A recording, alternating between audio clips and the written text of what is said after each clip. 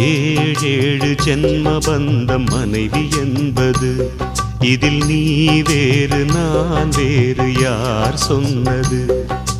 கல்யாணமே ஒரு தெய்வீகமே, சம்சாரமே அதன் சந்தோஷமே, ஒரு வானும் நிலவும் பிரிந்து வாழுமா? ஏழேழு ஜென்ம பந்தம் மனைவி என்பது, இதில் நீ வேறு நான் வேறு யார் சொன்னது?